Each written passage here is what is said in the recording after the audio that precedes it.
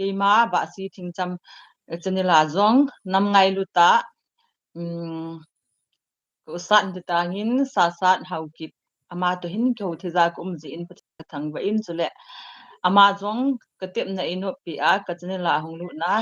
kyo thei dinga kum hon je in ma chungin zong abela ki pathu ka sei kinin he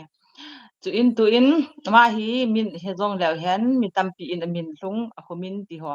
hello lai tam diu hi in ji chun khat be ki phun na introduce tabang hin nei le phan te ni yo he usa introduction na kai hi kamin ta mong chule na jang khosat haukip a hin na ka chen na hi Kangpopi district Lungtin block a hin na ka khumin cho hi le Liblin village a hi Liblin village na ukhul to boundary ki uta na ukhul district to Kangpopi district boundary la ta ka mo he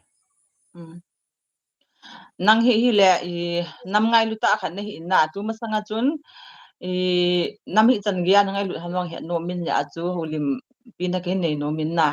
tu masanga chu media ha ka muzap zap min ku ki media ha pi ham cha chu ipikin ha nai cha bo ni khat ni masang ya ipikinan na ki man cha naw ha khat ni cho to langa hi gal tile bangsit piam na 2023 pa na chen khom pio mai lai te to hum ki khel ji wa kin a ke bo hum le he cha hi eti adia manipula chang na ga ho na amo hin advantage alo ti da nei te malaya on ki na sai a cho chance la wa kin a pio le chom khala cho mei pum mai changa ne ki do hin tu lang he moyong angam lal thi moi tam economic blockade lang na ni le cha lang an tin pan ji wa cho ai ho ni le cha ding lo se mo na tin ba amo ga ma bang chun ta ki pu thayo a chu ti pha na cho ki kyo to ale ai chi yon jong counter economic blockade ni bolo wa le the te lo di hi ta cho lam kai hong kyo to wa le chi dung ya ju ki bol hin na ai ta cho we media yon kan het loi ku ki media yon chu ki pa min amo mai ju khong din na tham khat i kan the naw ai lo le i pan khom na ho a phai la se le tham khat ga sai hin na atwa yong ki bol jing na la hi in di den ga ki sai mai le ka ko ma he ke ka khu ba pa na ke ko pa na tham khat I chi le meter zakhat meters 500 meters tabang kilometer ke tabang I chi le I chen khom pio tam tang khulo chang hin na amo ko a he an chang hi to a he super fine ho beng a 1200 cho ai le ke ho ko vela atel ai mi ho la ti taute e ho la he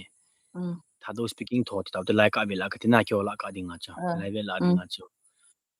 sang ni le zanga za chang ju ki mu jo ki lo la he na chatle coca cola ho ka se dinga 50 rupees on to 100 na yong ki mo jo lo ta bo hai ta he gan thei ta kyo ma hin cho ji ta he amo counter economic blockade ki bol pi ale amo jong gan thei ding yong gan thei ding ti ta ki bol he ta he to ka bol pe no na ile nang hi me thei gal na mai san ni te gal la kuna tu a mi long gal kyang te gal la hi tin nung ki salung gim pe in na hoi zo hi ha san sa az em do ha sa az em ke tile iti sai dam am yo se chun ki puna am yo se ki gan thei na am nan chu nang jong like asama num wanga chu nanam mi te da chu gan thei chu na ti lo ngam dan chu nang jong ho ina chu taw na ni gel do te diu chu na ele ni gel do kha lo he gel do hi na ngai mi him chu ai ta bang chu ele kha chu ki lung the te hi chu che bang hai a chu yong ilung the a hai ta chu ka le ti sai dam ni me japang hong jam achat lal ho ki ku pi tan ki bol pe na 2023 na pa na chu do ha ki ti le ti hem aza chum hin na ha na chum hin khate ho mai le te phai tola cheng ho hin tile alom loma chewa amo state police ho to ki thoba na ta chu in lo ha li wa chu ni ki ting lal ki jin ta ho ai tile thinglanga cheng machine ki ki ja mo yong thinglanga chi le wa le thi mo elo le e bol the ki je vai ha hin na tu di dia he gal ni ki do hin ti pen ha ho ti pen nôm ham tiang he chi chan ka sai the hin na ha na chom chom hin na ban a be ne ong chom mo min na ayo yo chana cho ka le hong jam ho relief am ho ki thopia ai lo le hong jam am dan cho ne la cha ne po ve ti na hi lo in ka hong jam hi ta yi wa cho alung gan thai ho chu ki hamona ai lo le jing ka ka gil ke ya cho bu hon pi a ki le lo la bu na wa ta ki le ka kom na damo ve sem le hospital ki puina he ta cho pa ning ki la thau hi ka la damo ve sin mong le lo le ai Hilena ke ti chu SA hina nang kimudinga ni ken ta asana la yam ole iti ole kimuton te ti a hoila hoizo hina ta asanam dalung yal da sai ti mo be yes ong hi adol ta cho ibet nai lawang chun amu the mong ki hi ji chu ji chu chen khom pio mai thei phai tola chen hon jong imunum talo na etiam dal do te ding igu taw ai lo la langa ka thingla ka chen khom pio ki te me ki le chi manipur sung am chi u kyang ni ho ta taw na u kyang ni ho pun san sil ho hen imunum kit lo to na hi le cho di manipur la chen tha do ku ki elo la ku ki cha te dinga he elo la dang ku ki zo cha te dinga ha ai ta he to he ya chu separate minister ma chu mu te ring chu compulsory mu thei choi ta na hin namlam kai hon ipilung gel hom nam pia dinga chu ipi gel ma hin tu ta dia bang hin separate administration ki tiong hi tam lung gela hong mang jep ta bang anom ta na yi chimi pin jong lam kai ho ta san thei ta lo lam kai hon jong mi pi thunun thei ta lo na yi chu ki ta san tu na hi gap saw wa le ta gap lin wa ti ram na lam kai hon jong mi pi dia na tong ta lo ato ai to lom khe tal mi pi lam kai ho ta san thei ta lo lam kai hon jong mi pi thunun thei ta lo ti khana kem hen wang se ki sa le jengin amun muna inte se dam ka sai khil le ingai dam bintin ama phachum mari nga na tongan ta bang organization thang ki phun ho jong etiam mi pin e bona ki pom thelo ta ma kana hum do ta na etiam gan chate a chate aman kun la ki chu tu ve ti banga cho eta he ami lo ring chate khon tro ma ki le hai ti banga je kyo e ong kyo mani pulam di di o he etiam khat la khat ki dem to na ki sai set ai lo la ki to so nam the mo mong ta lo na je a hi tu condition awang hi aji cho government form ang ki jaw he ta ji cho chom khala di de cho central government jong cho tam ho ve election ma ong hi le manipur chu niaw cha he wanga cho BJP atu jing khana ya cha mong chon government form do te dinga cho phat pan hala lo le epiung ti le tam government form a chong ki jaw kha phan hen ku ma cha sei ngam ta lo ilunga ki puna so ke wa kum cha ma cha sei ngam ta lo separate administration hi tham imanga thilha ki muta bong da na hum do tan na ai wangin kalong gel chu neu dia pu ni khat le wa hong ki mu tho dia tiang hi ka kine na khana hi na ek aki bol phat pana ni khat long ki mu te me the he ti chu a pha wang chong du nin tin mu ta ding ki tia le na thisan nai san hung long nin tin hong ki gan thein tin ni khat la wang chu ki mu nan te tiang chu ka kine na hi a hin lam kai di ta mi pian nung zui thai ai lo le lam kai pathina kita nam pingai lu mom mong am to ka sia wang chu ipti yong muding wang chu ham sa de na ti cha ka sa ahilena ngindong kitlang nang hi minister so ka ga le nang holang ho number 1 ka nei so sabin nang nei hing ki thopi zal ba chan gam tin ti pa thu in ha sei the ji bin na te nga ai le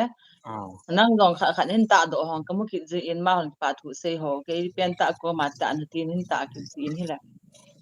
i za na it bang bang ai mi thil ne ki thopi kha ta am nin sei the da khat chu ga selang na wa ne ti dan chu kui ho ka ki thupi na ti dan ham chola mi chu na ai lo le civilian a khosung byang sunga naw chapang ho ka ki thupi na sei ham ai lo le nan pi le ta na ka pan ho na ti ham ka he thailo chu lai ka ani ni a ma chu ka mu ji a le do ya chin sei na ti ai nge ke pa me cho ne na mu yong chu ke pa me na kai tele ai nge lang a chu nam level ki ti mai le cham sangta ka phai ka ti lo wang a chu nam ngai lu na zala chu kum chan hello ma chu ka lang songa am nan chu nam pya dia hong ki pe do video ni wa ni la cha ki thong chu ai sma ki po do lo ma chu ki haya ki tong le le nang chom thawin na ban le ka shedi nga cho kai mo mo nga hi tiam kai na mo mo nga ni ga ki thu pyo ka tha no ma cho tam ta ta chu hi ang na ka le like mai thai ho anya ga ni hom sa na ai lo le ka le ofana naw te ho ga visit ding ti ho ai lo le mai thai khat na ta dam mo hospital ga pui ding ai lo le khat cho na cha don ding an ni ding ho na ga cho pi ti cho ka thanu min na cho kan ka lo ta na ka bol he service government job mo kini lo ki ho lo ba nga cho etiam christian na ai ta ti lo chan chana cho ni ki thu pi chui pi she na mom ta cho ka bol ji bo ai lana en dong ki leng nang hi le ka lang isan mo na sim hai ke hi 2021 na cha cho master kan zo ite geography honors ana master geography ana geography la history ho kan la lo na history ho chu department chu mi ta na aban le pol science la chu department chu mung in geography chu chu mi ken na geography chu kan master ti chu dan chu master of arts na master of arts ya na geography chu master arts lang ki ta chu science lang lo na le ka thiam ta aw ni in na mi chu la nang chu la pa me na ma ding an ki pi na gam tin rong government la na sai thei man lo to kilo jing tan ai chu service ho hin hol dap ji lo ki pang ni try kha UPSC exam ho hin try kha lo ha chong hin try thei du chu kyong che master kan cha chu phai dunga ALS ki ti na UPSC coaching la na ni khat cho anomela cho kyong coaching kan la le cham khan ka ala chai le gal hong ki pat kit le eta cho khai ti chawai dan kin na exam bang kan bol kha inte bang cho kal tang prelim song ka thu lo na ai bang chu lang he UPSC lang ho ka da ha ki le mo nga ga le tul to hi le ayong cho ni bang banga ki pha lo bang chu ta pang ki bang chu i tha i jung be pang ya ta cho i wa ham khamai na ma da ki pan ki le line ya ki chi kop to the lo hi na UPSC khan important ki chen routine asu inga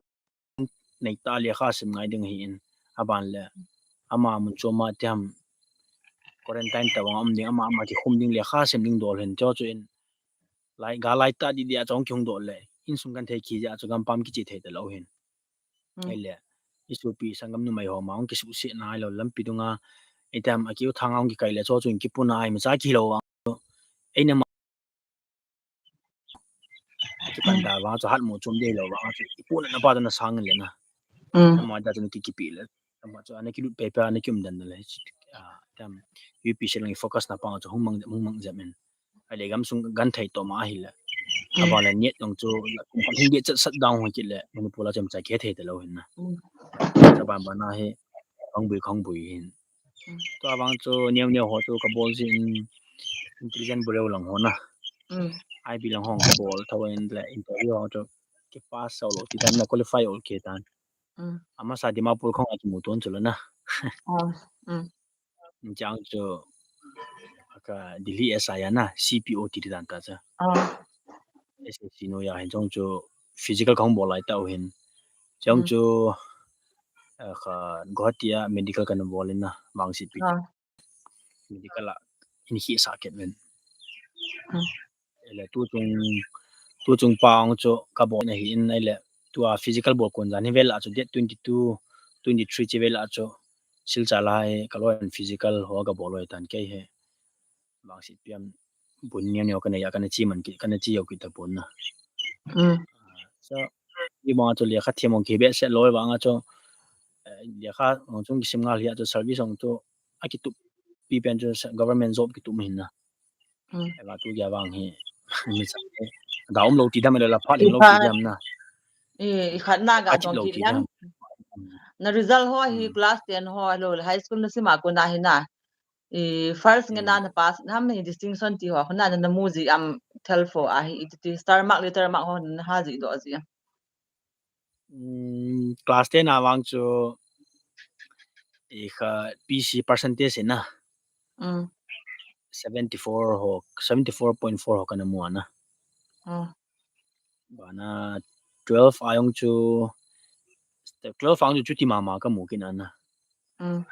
graduate na ayong chu first class ka i tho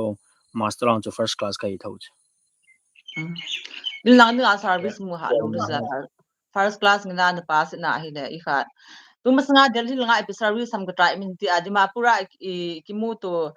kimuto sungu chi le I kha siltar langa na chi o ya na nung kle lang hu chu na spy training spy training ba tam ya I cha itu zo ba chu delhi I training khat ka volunteer interview na ti ham ka to ki nan ti type service ham exam jo lo Taiwan exam ka ga to na lunch interview hoi lo lai abal interview te le ak chai na lang hi ji ya na Taiwan ki chu prelims ake patna peti di dan cha cha cha patnai bola hong pass ho chu aban le means ki na means ki bol ki na ta cha ban bana ta ki chi ya na ma step ki chi ya ke ban ki gal dan se leng na la lo ba ka in na sipai ding ho tel fam tian zo ham hilo le atam pe na bi zo ho alu le kilo min na katina nang master na chai na ma ang hoi the ya na ke ga de than da le khat UPSC exam ho bolin lang hilo ba hele ne ki son mel simle PhD ham ga simbe en lang na IS ho chu UPSC exam ho IS ho IFS ho to bol le chun phazalo ham na hilo ba hele college rector ho la zo ku try le chun hilo ba hele ga se ki lang ole UPSC exam ho IS ho bol dinga history line lo ho dinga bo hai ham cho geography lang ho dinga ha sa dem ham hidi lo pi cho science lang a chi yong la chun master ge maths bolong la chun am dan chuna ai ma ki sim bo cho topic chu mi tan den na inge history lang ho lo la geography lang la ho ni al tham kha chu phaja mai the ti thu bo ya ki bang ve cho ma ki bol ha ni na kwa na aban le smart work ti kha ju min tin le kha to ki ha bol ham se hard work se italawin smart work smart technique ki to honga ja ma na so lekin chu thaga de than ki lang na le kha chan sima te a thing thanga nam ngai lu na ki pe yang ta ki ge la pa mai khin sa na khat ma chu ken chi na chuna ti sang a chun sei banga su call center hang sum san tham tama hi chu ga atong in lang te nga le khasim chu ban ga ko be ki nin lang na PhD ham ta ga MPhil ham PhD ham ta ga ko min lang le call center ana na to ta chun teng le na san teng le IS ho chu ga bol le chun PhD hot MA zo bang na bol thei tho ya na hi banga chu PhD ho na zo teng bol le chun thip mong ri ya to par ho kam na hung len do thei chun tham first class ho ana teng le IS ho ni na chun nam na tong le chun lol hin nal je lo tham tu a master sayati a thing tha nga na ne wa na to sanga chu aching them lang ho to kyo le chun na officer lang hi lang tong le chun ka ge ga de sa dan hi na ti ding zo az ka hin nge na ei thei ya hi le mi yo tam na nang le yang ni pun na delhi lang ham mumbai lang hama call center ho company na to tale kha ga sim be ki nin lang cho chu hin bol lang UPSC exam ho IAS so lang so officer lang nong hi te nam na tong le chun na sat zo the ti ka hin se hin na ka se hi mi pion no ne gel hi le nang ho tu no le ne sam se bin lang pi ma ga de than dan chu hin tin na ga boy dani PhD ho ai ki bol ki nang le na va PhD ho ai like rom pena ju kum sa gi lu ni cho PhD kum sa gi lu na ya le kum ni kum thum ma bo lu ne ka hi sa ai ti le hello ma ki ngong bet de nge kum za lu ham hong ke hello bolo pe ti su hi a hi le PhD bol hi jong le chun I khat master na cha ang bol thei ta la tu ang chu khat ho chu IS ho UPSC exam ho chu na try thei ta chu le master na cha first class an pass le a boy po BA first class a pass ho no na bol ji UPSC exam ho pass ngom ji nang master na cha first class an pass kin lai nam na to chi yong la tu a chu I ma cha hi lo ho ti mu sit na ban hi ana le khasim lo ho ringan to sanga chu officer ringan to ke dei sa za la kin se ya na yel hil hin lang so ka hin dei sa yongel se ya no boy lo gel ko na za la chu na ji chu gen thei ta master chan in ko tian hin som hui ta chu ya nang jong chu ne het na tu a chu sang la nga na ga ki chim thei ding a chu ka ti chu ya ka hin se ya da sim lang ya na หาบ่ไล่บ่ดูแต่สุดตัวปานไหนนะInflasi ahile ikat ni ndia ma kuna na simha nan umha le kuna na umha Infalahi 11 12 apan akan simpanan na master ge kan ile gal det free ni as ni falan nalai ham ke hi det free ni chana ka pot do hai jo kin khat kan ya na kalang ka kolang wa hi gal ke pat ni chana na pot do program khat uma cha chinga cho compare ti dam host dinga na insai ji ba cho ka chi do la ka chi ne chana chu gal ki pan Inflasi le na chen den ha hilo ba hi le inmun ne yo ha le re na ko mun cho in bharati din na na changa bo nu na ka changa ko e ba jo ka le in langa ko na chu le he loi pai ho ahung le agi pa lo la da mo ve sin hung la gi na nei ta sana min thun na ang nei ai le u cha mi dan hi hai nang ho hi kyo hi u cha mi li ka hi ba na pasal thum ni mai nang len pen on nel pen o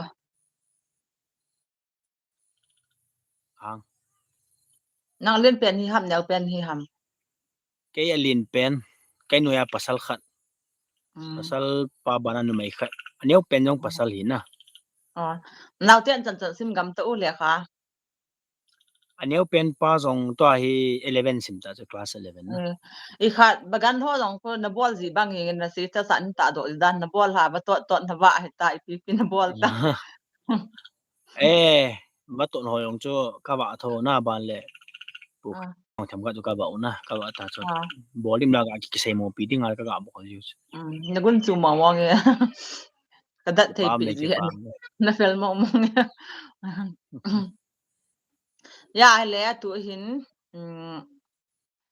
alang ga lu kita tin za som zep dong malang sanga ga lu kita tin na kumizat ni ako na nga ni al pantam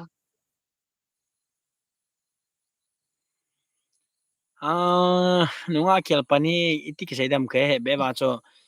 high school sim la ya cho ke hi high school sim la ai mi hola kana kai hin na na go hola kana kai hin mi na go cho tiam yo sang high five ja mo ai le khala ja mo nunga ho na yo sang ayong changkang ja mo hin amola ni kyum ja cha tam class 8 9 ho cho little ki thot tu ji na ani ki bol thau ji cho kum ya na nunga ni help panam dile ho cho class 8 9 ho sima cho kum som lang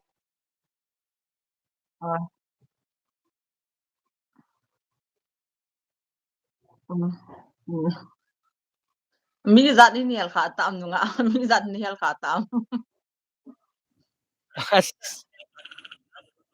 kaden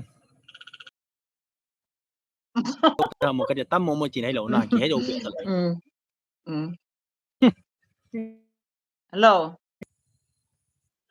tilom lo na nunga hel na hat tho dan hina ai se lang iti ka ta diam ka hai hel kum jo tang khulung me hong kan hel jo na na loi ho to na loi ho lai hat pen ni ha no pen hi ha nunga hel ke ho blue code ki ti khat group khat kan ai ba na pasal mi ko ta bang ke ba group khat na ho ke loi ho b ang kan sim 11 12 ang kan sim kho mo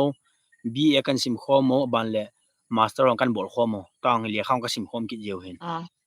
cái hát mùa kêu la mai cả hát mùa pen cái here loi pa koi ta na se ti mo na loi ho chu loi ho la nu a hel hát pen man cho ho neo na ho neo mong sai ku lang ho hin na ama ba cho nu nga ha hel do e he ha lang nom che ke na ama cho duai choi bang yeng chu nu nga cho ve khat tek te la num le ta bang na ma cho ali mang goi be se lo na ka loi pa ho neo hi sai ku langa sai si yang ho na khu mi nu lang khung tang ki he na ama he kang pu pya gun chu ayong oza pang na abang ke le ma hi gal ke patila chu ko hi malong ga za ma na malong phat pa na hi hong jam lut kit le tu la u kyang ni ho tong kin an ki bu ki pha lam kala jam kin ite ma ka loi pa lam kala nga an ma hel ki me then na na sai ho ba na ha ge loi pa sai ho di za lu ha ge loi pa luang hi ve ta ai ki pa de bo cha ban le ป่าเปานะกะร้อยป่าเปาจอนใจดิที่เปากะติอยู่เฮมาเฮgal ki pana jo phayam hin ele ke na kom na chni khat in phone tin khong do cho training e bol deu e sante he mai le te tha chai deu he ta he nge ka tile dilhi langa jam do le taw dilhi anum nun tin nga hial ya mang kaloi pa he a ho he mo tu lang na chan dil ho ya na ma cha amai ga sai ding a cha kaloi pa ho neu le pa he ga sai ding a cho don't cover the just by book ti da bang cho ikhat cho apulanga ve hin lang na asung lang na mula wala apulanga mo za sin na apulanga thil cho mo za sin kin da bang hi cho don't cover the just by book na ti da bang cho kaloi pa le ho neu he ma neu hel tho ban le kaloi pa salmon jo na ta ho esle na lam ka se na za pang ya na noi ha men na ban ta po je na ki phalam ngam me pi kho dam le no nga hel na hat thei min na no nga hi ta bang ho hi dinga na de yam mi la nan ke ba no nga chona sa hoiding na asam nong sauding saung ga sang ngau sat ding aban le nga ho kit de ma chona aban le ma chun HETPD ding chu ga kili sa le ding na ti cha ka tha nom so cha ka de ki ka de nom mo nge chu ga kili sa ji ding ma cho chu infant ji de ga kili sa ji ding iba de yo pha le gar kar hoi ga cho pi jen lang na le chen ai mu lo phal da mo le jen lang ai bo se da le jen lang iba noi so pi jen lang su mo pi ji le so cha ka de ano me ka ro san cho pi thei nu nga cho ka te na ki mu zo di nam na ki mu mai the he nang ho le ka them ni men aki mo yo ta he no nga pu lo min no nga ki mo yo ta bang loi hwan ta bang nu nga dei ji wam le ka loi hong hin a class lo de yu cho holding cái sai thai ta de yu cho mo yong chen le nu nga he la la ji ta wam nu nga he la he phone khang i tan tin e wanga cha ki hei tho cho hello phone khang ma sanga pa na phone khang chan ge ho zo le agam la pe na hoi lai chan na pa kha ta wam nu nga he la ki chi nei agam la pe na he asam gam ti ta cha Nagaland la Assam boundary Dimapur ke kong pha kha chu nang ko ma khang chu ai le ke wan ya lo wa nang dei ho ki zo lo wa ka to pe zo de ho ki lo wa le ala time pass ni wal ham time pass wang de lo pi chu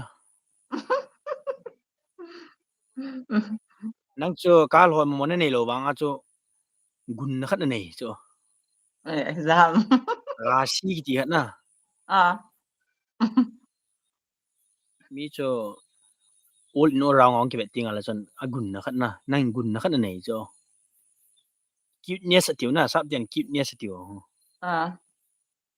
i pi zong ta dem ka gun na chi ki phat lam me kar na cho pi zo nang kar na cho pi thei hwan de ya e la kar na cho pi zo dhon de ki lo nang sang at na ki gan thei che ki na e ai pi khom ile i to bo le ta wa ko ma te te nung ta wa ni na khung de na tin ho ve tu lai phat la khong ni cha ka de ko ve tu lai phat ga la wa mo nge na ton ta bo vin te ta san ji yang te ha na khong di chi men khong di le na loi ho chun i ta bang nu nga de ho de lo na kaloi pa salamon na esli na lam ka esli na oza pang pa bang hun no mai chu asam tem ga sauding asan thim ki nu ding nam dan ban le ga holding gari ga nei ding na ban le eta ga sang ding no mai nu chu ga chu bi thim din na ban le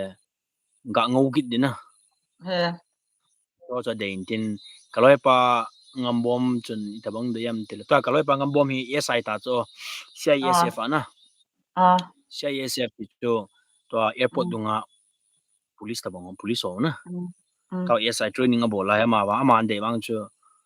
เตียมนิชาเนโลดงมันเอขะโลเดกิจมาจนama aso ha attend he dong mane khalo ni me ha ta tu la ya ni sane long ha ta na mo punte nang na dei ho chu ngau ding hoi ding ka da to pi zu ho na dei ya na dei ho khat cha ke hi nen la hin hi ba ke angam tha pe na ke ko ma na hong na ting la na hong ki go chu ke ya le ki dang ta ve i ti lam thu tam ki dang mong sap ten love is blind ki ho chu dan cha en no ne ki sa sa di ana no che na mi joy pha na dei na ho yong chu ni ki mu mo sa ni mu lo gam ta chu di dan ta lin tin thangin lungsin hi ngol na thai he ti pa ho na chi pa ho ne di dan ta chra le ile na chai bo ve tu la ya hi I pusal ho hi na ni sanel lo ho jong umbe che ta pon ju don hi lo ba hi le gam tin tabang ho hi na nang hin imcha ne lo le chun nang ki lo min na ini hi muto chu ki muto khajong le su na za na khom ki lo chu hi ni chu ki he chen lo ya na ni so ho na ne am ju ho na do nam tamul beri ki tho na chep jingam chi phan mon khan ki phan mon lang ni yong le na chi ni sa lang khan na thai lang ho chi chu te le ka pom ni ke lo cha zu wi le beri le na pi le lang wa wang cho thing sat kai ki chu kai ti de du wa tilanga chuang mas na lo thing sat ki la ya man ki to dom pen ho ne ki to dom pen ho ne la ya chu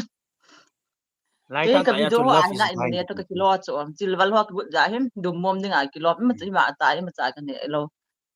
in la no shikhar ho ni am ka tin ase ba o shikhar ho dinga chu min egin mo yu chu habit zabai ka ne na am ta him ti ho ga bol ji le chil wal ho hi bi do ga chi lai ka chil hung wal nom ni khat habit ka phalo khat ka ne ja ka kilo chu he khalo dinga he kilo chu le nang zuna don kham le hoi la chu promise my god ga ti le promise my god kitep ngame tamul jong kan ne poi hila nang ni kitep ngamang promise my god ga le promise my god cái này kitep sa cái này kitep sa nong ka kitep sa he ila na nang hi ho tho ang na ni ga alung ru ji in tin bible ho kon sim nom lo ha theologian lai nan lut nom lo ha ke hi theologian lai lang hi tam pathini ma dan tan tin na ka tam ka ga chan ha interest be se lo khala ni chuan chi ona ti jin a chai bang chu ka tha na nom be se lo na pathini ma da tan tin ei ma line line mi na hilang ho sanga chu ke thanup na lang jo hi isanga tham khat thasam jap elo le isanga ha sa jap mo ga ki thu pi ding choi lang ka tha nu ma na chu pathina tong chu theology line langa chia theology te te ding tin ong hilo na la ji chi ola khan in tin yeng I ko magan the ki thu pi chu pathina to na khan in thau ya na that's ke khalam pa ka tha num zo so theology line na lu jong la chu nang MA na chai hi ta na ata university ATS a huna Eastern Theological Seminary langa na lu MD ma dai gan ke pa di Master of Divinity na tinga hele Srampur University langa ni ki lu na hele Bachelor of Divinity na BD a ni ki pat pa yeng du cho asang langa chu pa ka hello je ke lang ho cho BD hukum thum bam ya na I BT sa ko na join hukum thum bam ya direct nga scholar line na ko na graduate chai I master chai lu no chu kum li bam sim hu ya na MTS kum ni bam ya ting le doctorate hukum ni bam ya na I ATS langa MD long chu kum ni ya I theologian line na ko na BT sa ko na sim ho kum ni ham ya tinga hele tia scholar line na ko na chi ho chi le BA zo graduate zo ba master chai lu no chu kum thum ham ya na khat kumbang PhD na ti sanga chu lu rom le kilo ma chu title thum nang na chai diong sa chu rom na lai di ke pa menin sei pin kan he thim lo semua pathian thun sein ho ma ka amu da ya na lung lu tong kilo ka sa ja kyong tila sa kan lung lu chu kan lung lu din tin tila chu i ho thulang ka man sa di ho tulang ma ka lung lu tlo i pi lang lai ni chi kho kho le ti ai to na ayong na pathian phatsa ho wa ma de ai ma lung de ki man pol hi jenge ti ho ki yal ki ta ka lung ya ki khal ki na ta ke yong nang bang mang sa kan hi da ai le i khat tulaya viral mama jingin gam sung wa hina ki thang mama jingin GFFDI khunang itine gialam lam kalanga amin thang heng ko GMFDI ho satana ko hina ti am ale pathin di ta thagawa ko hati ani gialam na elang ho chu tile ayong pathin kilo intin ke lo ta ya na ai wanga chu India ka ki sai mai le ai ho ka chu ma ki sai le India dan bu ti ta na constitution na Indian constitution in jong India hi secular state he ti cho secular state ti dan chu ai pa ai ho pa nga ki le do mai le etiam nim khat chun ama de holding ama de dia chi ding ama de dia bolding ati hin na holanga he ti na India secular state ti chu ko me chan hi chu hi chi ho hi country gamsung ni chi pi du ti na ki sai lo chu ama de holding ti cho chi pi chu ite bang hi chu Indian article 25 lang ho vet na la chun tam freedom of religion ti chu hele nang ma de na holding song no mun na holding nan chu like mot phung no na holding pathin ki ta nung na holding nang ma thu nang ma de na holding ko me chan khat chu asu boi the loading ati nei na hi chun hi che bang chun khat ho ko ga dem num point hele khaw ka sai phanum de se pon na ai wangan jam ke ma chun khat la JMF jang cho anya adi pu ka tiang chui lo ala adi ang ka ti lo wa ke wang chu jam kai ma ka he na thing lo hom ai lo le jam di ka sa lo hom ke wang chun ka se lo ti ding hin na pom khong le no mo sa pu tin nong ni pom kha le nong no mo sa la yi cho ka sai ta chu ya chu ai ma de ki holding India no pha sa yi chun nang ma de chu ka dem na di lo nang in ka ho ma na kha chu nei si sin na di lo ya chu ai ma hi chun ka sang ka sai sinum pu na hin la ka ta san ke ma thu hin na chu India constitution ang kha lo hin ke bang chun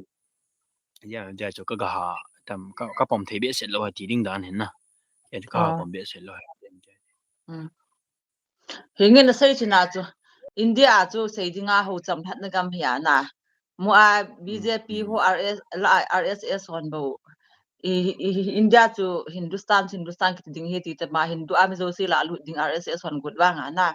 ji a he ho long Christian hon long Hindu di lo pastor hon long Hindu ho di lo dang Christian ho di dan ka sei law min hin he ba gof ko ma he law ama the model se ho Christian pastor ho khat long na ji chu India chu sei ba chu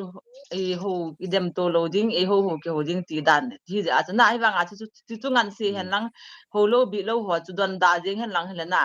ama ding a chu pastor hi na chu pathin ngan si na zero ha ki ta chu i ba ta sa ji le the mo ki chang ta Christian ho ma the mo chang ta sa da na na hingin na sei ma ta GMFDI ayong po koi ma ho ki dam pi loading mi chu ma thu na chi ba nga chu awa ki chon naw ku wal mo mong yinga ta hi le pathina kon di ta hi lo dan chu ga ki se ki le min sarmon thon to so in bola che do hai wa na gelong gel do lo ya pathina ko na hi ale mi sudam bitai o thagau bu na sata ta bo no do the le mi chel bai hong ku su dam di lo chu talpa nga mi chang le nong mu thei te ki ti wa hi le mi tam ta ga la thi hong chu amu the na ale mu man la do man ti la veng do di lo na cho vet na hi le pathian thu ki to lo na tam mo mong a lord siwa ko pro ki sei yang khumin won thagawa ko na mu kane pathian e man cha he ta pathian min theng sana pana thu sei le min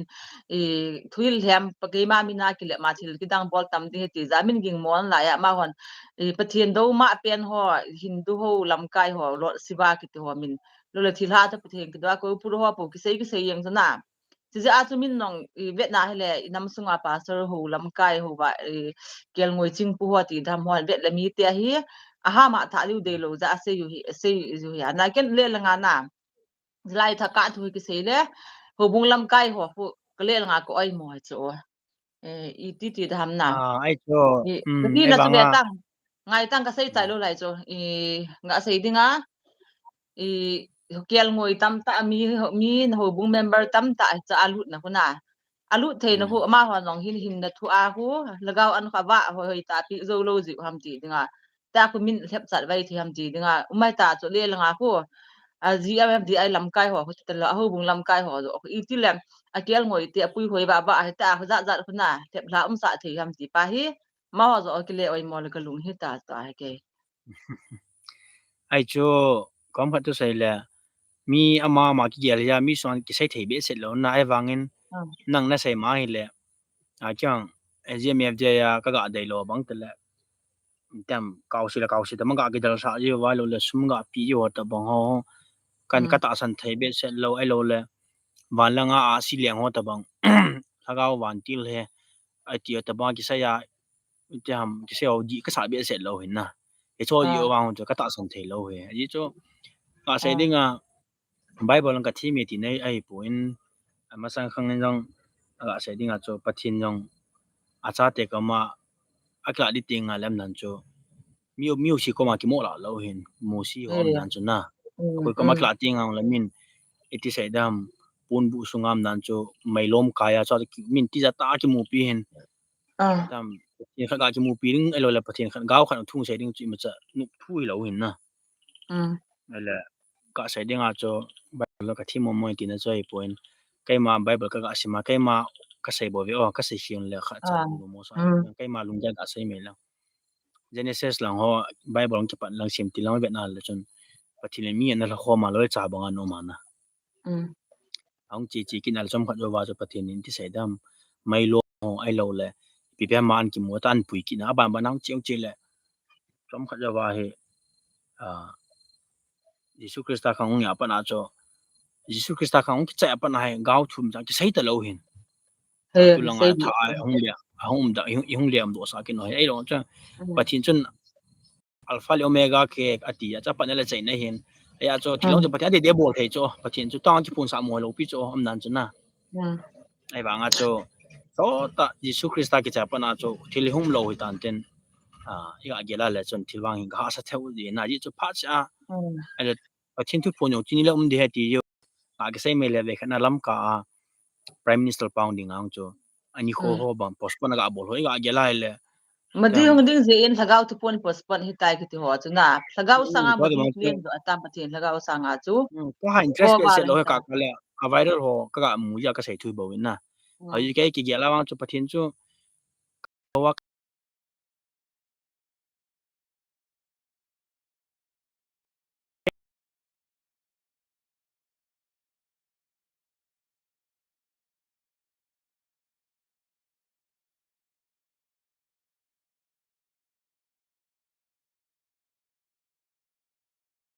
ivet na hi le chu hu mi tam pin pau me pi chu sim su le sin la chun hang chi san su le tai ki ta chu ta hang chi san su lo lai chu la cho ko pau me ta mi tam pin gaw tu sei tu hi gaw tu sei khang ta lo Bible da ki pui hong ni wa pathin Bible hin na a hai khum hin hu tha khuma na se i koi pi ta chu ri cha ki su no ku ju ya so an la wan ngam lut mon i ma cha am lo i dam mong le i le ki taw ding da to ra pathin ki jan dam dinga i pi na hi cha chi dam zo lo le thi dinga ngap ding ma kom zon dinga pathian thru se ni ba ba ngam sangai the le bu pathian ngai sangai the lo ji ba ta snup sa ne del be se ba dam di dei tun tun je ba hi lo lo doi choi ho ko ma pu ki janu thi lo ho pu ki jan so na chi ta san nau la sam ji he ka ti no me ken ja ho jf di mi za chi yong ku ga jong ku ta san nau la sam di na ki pui hoi nau di lo ji ti dham tu gil la gil ha he lo ji uti dham na ma ka yel he ken GMF dia ya ka ga pom le ka pom lo khat le ni ga sai ta ding na le na sai nga bi na ka sai hi le pathin ngai da min tin aban le GMF dia ya ki kho ma ma la mo ngai da min tin ai lo le ka ong le na chi ke ka ga sai num cho yang ka sai ta in a ka sio thi lo ta ma ki dal sa ji ho ta bong ai lo le ka le GMF dia ho ta fiction chi ta ma pathin in ko we ta ki sai le le ho he kai ta la ban chung la a si ho ki mo la thagao ban ti ho ngai to ta ma ki sai ji ho he cho wang hin thing ben ase ka pom thelo ai thelo ring thila kala hin ain la JMFD ya ka dei khalin ji pem tele mi pi ta thanom ta pathin au khoma lung lo ta khona be wala sa ho hiti mo mau pathin ho di hi ka ti ho ai ho le na lung lo ta pathin ho di cho di mong hi ha ta ngol liwa pathin ni ngol pi nga he ngol liwa bu tinga la pathin ni taw na san hin ain la amo ichi plang pa wang ka dei jin la khalanga lagau thu phu ni ti khati ta ki se wang he ke yong tham khat di lo diam ta ju kala tho hin na yong la chi miem ama ki gel he ta ke wang chon ka dem na yong hi lo ten la kai ka da mo tiang le cham khat na khat ko ma chu taw da thei ta ka ki taw sa le le ka bol be se le ka da mo le ke ma ka ki bol ha ma ka ki taw chi chu yin dang ban la doctor hospital ka chi na chi chu yin hen chi chu doctor ong chu pathin si ma chu doctor ong chu pathin si ma ya chu lo lai hong chu hui la kuna ki la ham pathin hin thingna lo nan pi ho chu an ki sa chu chu an lo wa ki sim hen chi lo chu ni le na pathin pi ma hi tho na hi ti ka on chu ke wang chu ka dem nong pon ka wang chu ka lung be set lo ha je me dia lang iko han chan no min go hong zu ko tan tua hi nam lang thlo la na ep building si la no ong ji pon really ham na chi meeting am nei min kho si la ji nu thai ju ep kin nei ki nu ta le an se yo sai na dinga kin do hi do pi na la ti tu ki dong la ta he nam pi khe ta he na sai jong khe ta po ji kyong ho la nga yong ki tu the ta lo ne na sai chu na JMFDM om kin le ka le JMFDM yong faction hung chi ta bang ki ke so ji ta bang na ta om kin le JMFD chu ga sa nam sa thu pi sang ta na ai lo le lam ka langa ka ke vai pu ong chu ITLF aza za num kit ta ai le ka pu pilang ko tu ta ke vai chom che ta ma he kimin bo na chom ai lo le na ho ke ta ki khanam ji ya he itil nam hi ya ke sayong le pathina pan pi te pathina ngai lu ho te ta bang mi ham til amo ki ngai lo ki lung tu pathina pan pi cho amo songa ki lung tu lo ki ngai lo te cho pathinga pan pi lo den ya nin wana ko nin pathini pan pi ve ki tiong le to hai zo ki sei ngam songa yi cho kum sang ki tu ta lo kum na ki support ta lo lam kai ho jong tam ka se hil ngai da min tin mi pi min da dung jo ai lam kai hong sum sa ding ngam be set lo ta bang han ta na ja he pathin tun lo wa ai ki tungan ta bang hi ta na ai le MLA minister ki to jong election kun le bo ki muda na um da nga hi tam ke thei be set lo khat ta ma hom ta ai ta bang condition lai hi le chena ka a chinga thim a bol thei jam a ho jam gam pa ma jam do le mun cho ma ki the do le cha chu le kha thim jam le kha ki sma tam le a thim mo jam la sam jam ho awa chi ki dal ha le a thiyong awai cha gan thei ki ta ai le a thi a chim be a ching be se lo thim be se lo hon nam alam kai pha na cho iti sei dam mi cho ki lam kai le ko ma khilai ti banga cho process ong chi thei be se tlo chi khana am tan ten nam ngai lu hi tam ta lo hi khalenin sai jin le kha sim win nam na ngai lu le ti je ma cho le kha sima nam ga ngai lu di tiong ka gel ha sa ka sa to he to service government job bo lo se tam zo he nge ngam adam so ngai lu ja chon ne la sa ding in chon ki thu pe ne bo jing an ten la nama dinga solution hung do na ding gamin sep namin separate minister mu na dinga le kha sim service mu khan na to ding ang chai thei lo he ji cho min anam sanga min service thu pi sa ji cha wa ding main su mi wa dim tan ten kom ja nama ki pinom te lo hin na yani ki sai thim nong le nam ngai lu di ta chon le kha sim ding government job a bo lo ding lai hung cho da nama na to ding hin ita cho le kha tim ta khan lo le service khan cho nam ngai lu ne ti chu jo ki sei bo we thing tha sai ding a cho kyong langa nam ka ngai lu ne ki ti mai le kai se ka ngai lu na choi lo mi tam tan ki ngai lu na ye he jong le nam sung he khalen nong na sai tan na he cha na pan panai bi phachom da na ti na sai okay dia di cho ba chi kai kong po do thilo na kai sung mi gan thai ten sung ka hi wa hi in sung mi upa ki la ain le kha se mai nau ten sim da dong chui thai lo ta bong na cha cho yong ina chu simon ji ki sime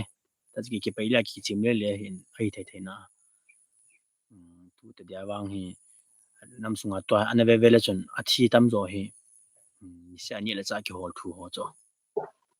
Hey hogal hi ga sidinga na lung lu no mlo cho theng pla sidinga tu chana hi MLA MP lo le chate lo thingnoi lam kai chate ham khat chathi ekiti khalo gen the ya thu in pang ekiti khalo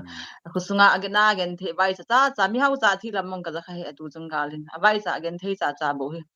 gal ma to nga pak thi ayong pang na ti bo hi cho tasit dan dan cho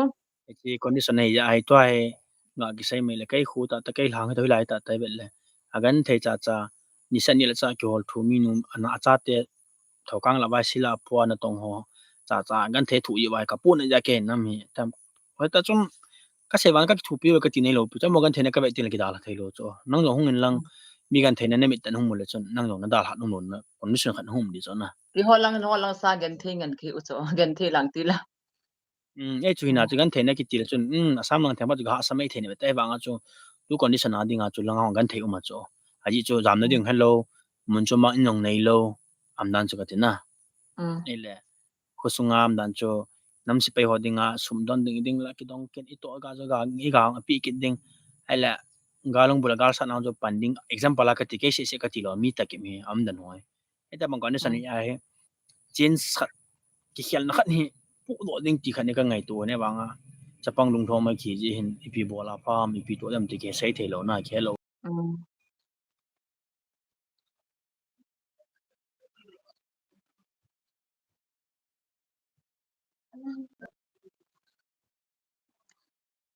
ikhat na hello hello hello hello hello hello hello as time hello hello tan ka in comment ho sim tha na ga ani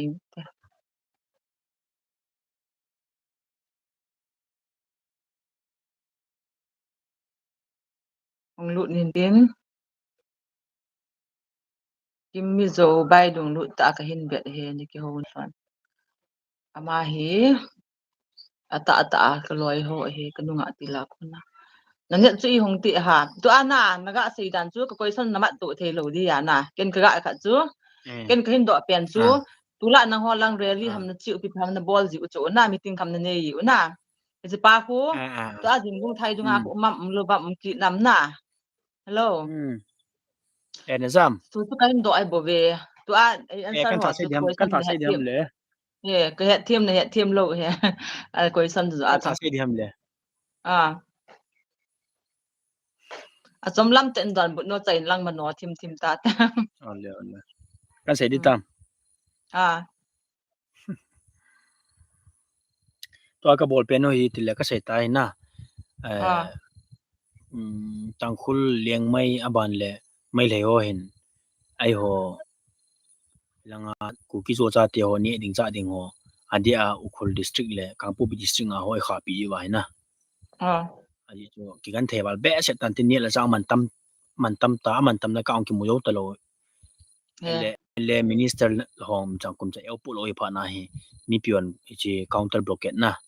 amon blockade bol yo thilan yo thili pi lo yi wa chu eo kom langa hung ding an ni le chaung no chi kham pi wa chu kyon amwa ka kham pi kin o he chi ti ki chai sai the poi ilanga ko na ja mon kal ha ta ve en ti tu ka ga ka bol bowling deu hin like khan ka bol mai theo ni som ka bol mai theo am dan chana ti ki bol chi sai the lo ki bol bowling na lai chu ba program ni ki win da ta ka hin do ha chu hi le na me dam nu na ti nu jan hi kho win na sumang mu bang bol ding hin e hin thanin na ma chu pi apa nga ham ama hi tumlanga pangi chelang ho chu ki telo mai na chulang sa lam kai ki sa chu ke chu hi le phain le na chai ni lang chai lang ma no ta tin chai ni ke ding na na mi te hi nam ngai lu kha ni na za la na ipia na bai tha no mam bai tha na thu ni se yo chai na ding so na so zap han tan okay nam ngai lu na ta khat nam pia lenga sai leng na tu a he nan chu ai ho gam sung hi ku ki zo cha te chena gam lo se gam hoi gam phangan hi cho ai ti a hi i chen khom pyo hin i thang thi pi wa la pi ding dal do ding tiu hin na ita bang condition lai ta hi na mi pi te ko ma ka sai no bang cho tam ki tho khom so ke ya nam hi ngai lut so ke ka mai me ngai lut ding lo na anei ne ne to ding aban le thu sai then thu a sai ding pon tho ta pan ding na pathin yong ji ta holding aban le masa nam separate administration moving tila masa MLA minister hon lunggela khial deu namari apang di ta pang deu aban le nam sipai hon jong nam ngai lut na nei deu na sumla pai ho sa nga nam ngai lut na nei deu zat dang ho bangaw anam ngai lut deu ti chu thu pi pen ka sai na ban le nami pi tian jong lam kwa thu sai ngai ding na kilung to ding aban le pathin di ta holding ti chu thu pi pen ka sa hi chu ti teng la chen ala som lovin pathin in pan pi bin ten ide diam tu mung dia tang ka gial he na apang khom thailo tek tu lo te che pathin pan pi ngai lo he na cha chen ka sai no me so ke ta bin so beauty tham kon kha dinga inau pau kon kha dinga u pau hi ti hin amat sei chu engai ma jong nam ngai lu za la nam ni tong kha din za la hin sei hi in adi ma jengin amat sei banga chun koi le ngai lu tin chu le sum jong sum theng sum di ho lu tin le se na ho di mai gel po tin ei sem pau i thel ka ni ka ni na tong ka ni sum hol ka ni ho thiam pathen de lo wa mi kha ka un se ninga lo le rak so hi lo le number 4 ki be ki tho house di mai gel po tin ei sem pau lung thaya hi le thil neu cha bol long le han thil len ta lo pi ta pathe bu the he ti gel da utin na jun kanong khin sei be nom hin tin chan chi tan tin tun ha thon han se ke se ba la nei ngai da mu bin lang next video te nga dingin ki mu to ki ta hote bye bye nang zong dam se to ka bi bar so bye nis ma se dam sa sa nang dam se ta ki mo kit ka bin